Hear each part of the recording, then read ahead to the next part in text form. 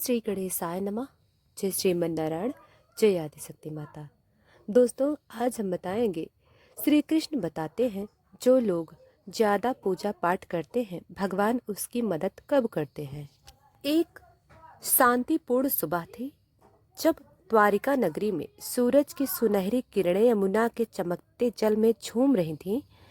तब देवी सत्यभामा भगवान श्री कृष्ण के पास आई। उनके मुख पर एक गंभीर भाव था जिसमें जिज्ञासा और चिंता का मिश्रण साफ झलक रहा था। सत्यभामा ने धीमी और मधुर आवाज में कहा, प्रभु, आज तक जब मैं द्वारिका में गलियों में चरण कर रही थी तो मैंने एक दृश्य देखा जिससे मेरे मन को विचलित कर दिया। मैंने अनगिनत भक्तों को देखा जो गहरी भक्ति में लीन थे, पूरी श्रद्धा से पूजा पाठ और अनुष्ठान कर रहे थे। फिर भी उनकी अटल भक्ति के बावजूद ऐसा प्रतीत होता है जैसे आप उनके दुखों का अंत नहीं कर रहे हैं। उनकी आवाज में सच्ची जिज्ञासा थी। प्रभु, मेरे मन में एक प्रश्न उठा, जो लोग निरंतर पूजा पाठ और भक्ति में लगे रहते हैं, आप उनकी मदद कब करते हैं। इन शब्दों के साथ सत्यभामा ने भगवान श्री कृष्ण की ओर देखा, उनके उत्तर की प्रतीक्षा करते हुए। दोस्तों, मुस्कुराते हुए भगवान श्री कृष्ण कहते हैं, हे देवी सत्यभामा, आज आपने जगत कल्याण के लिए उत्तम प्रश्न किया है। आज मैं आपको आपकी इस प्रश्न का उत्तर एक कथा के माध्यम से देता हूँ। इसे आप ध्यान से सुनिए। इस कथा को जो भी भक्त पूरा ध्यान से सुनता है और इसका प्रचार करता है तो उसकी समस्त दुखों का नाश हो जाता है, उसकी दरिद्रता दूर हो जाती है और वह सदा संसार में मोह माया से विरक्त हो जाता है। तब देवी सत्यभामा कहती हैं, हे स्वामी, आपके मुख से इस कथा का श्रवण करना बड़े सौभाग्य की बात है। कृपया आप मुझसे वह कथा कहिए, मैं इसे ध्यान से पूरा अवश्य सुनूंगी। तब भगवान श्री कृष्ण देवी सत्यभामा को वह कथा सुनाते हैं। इस कथा को आप ध्यान से पूरा अवश्य सुनिएगा क्योंकि आधा अधूरा ज्ञान घातक हो सकता है। तो चलिए आपको सुनाते हैं वह कथा।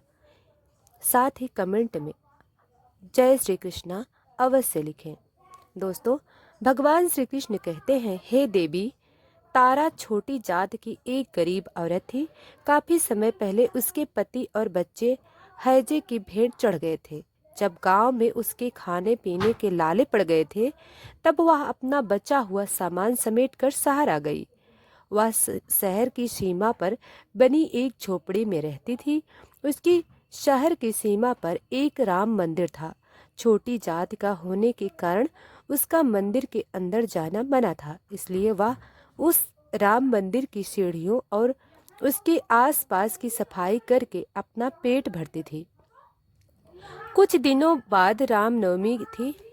इस उत्सव की तैयारी के लिए मंदिर की साफ सफाई और सजावट का काम तेजी से चल रहा था। बेचारी तारा को समझ में नहीं आ रहा था कि यह सब कैसे कैसे क्या हो रहा है। आखिरकार हार कर वह काम करने वाले एक आदमी से पूछती है, यह सब क्या हो रहा है, इतनी सजावट क्यों हो रही है।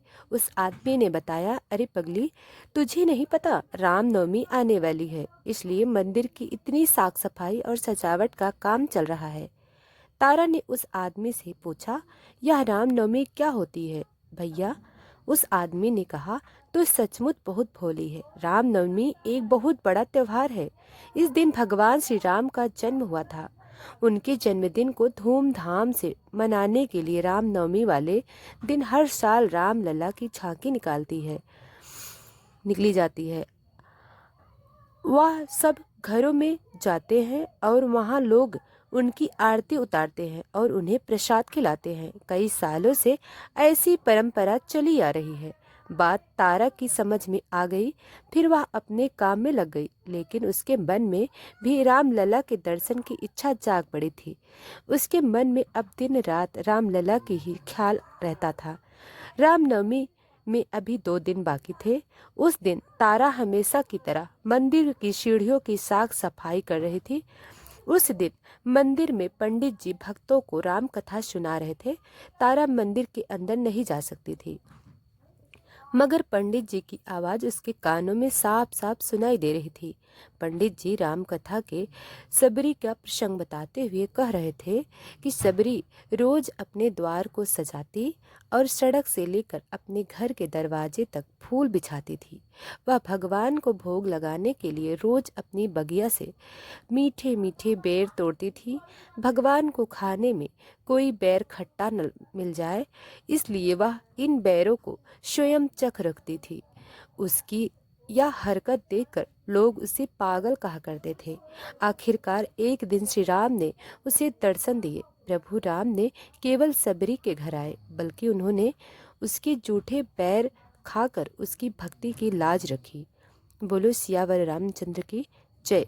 यह सब सुनकर तारा का मन भगवान राम के प्रति श्रद्धा से भर गया। उसके मन में राम लल्ला के दर्शन की भावना और तेज हो गई। 2 दिन बाद रामनवमी भी आ गई। बड़ी मुश्किल से तारा सुबह सुबह नहा धोकर थोड़े से बेर और आरती का सामान लिए राम लला के दर्शन करने मंदिर की सीढ़ियों के पास आकर खड़ी हो गई। राम लला की झांकी निकलने वाली थी। तारा भी उनकी तरह राम लला के दर्शन और आरती करना चाहती थी।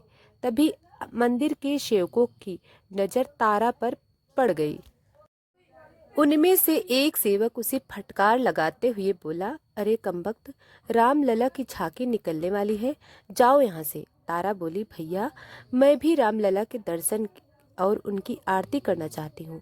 सेवक बोला, पागल हो गई क्या? राम लला की आरती पंडित जी और शहर के दूसरे लोग करते हैं, जिनके दान से यह मंदिर चलता है। जा, चली जा यहाँ से, तू आरती नहीं कर सकती। जब झांकी वापस आ जाए तो आकर प्रसाद ले जाना।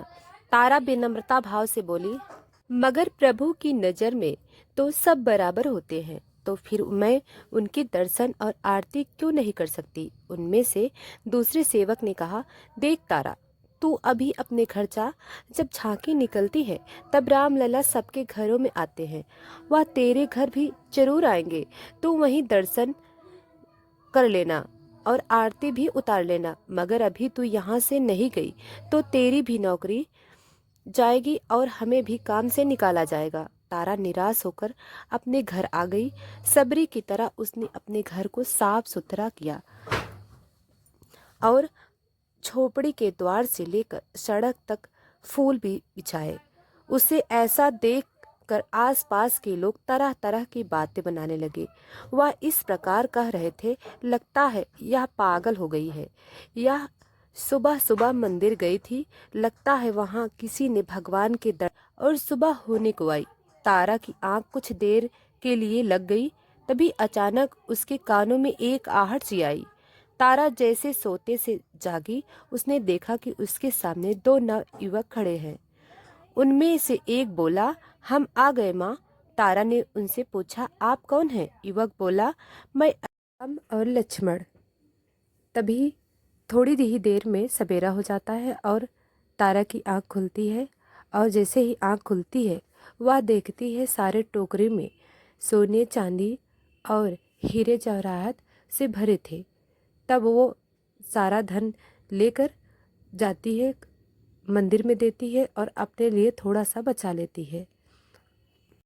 तो दोस्तों, भगवान ऐसे करते हैं अपने भक्तों की मदद। वीडियो पसंद आई हो तो लाइक करें, चैनल को सब्सक्राइब करें। धन्यवाद।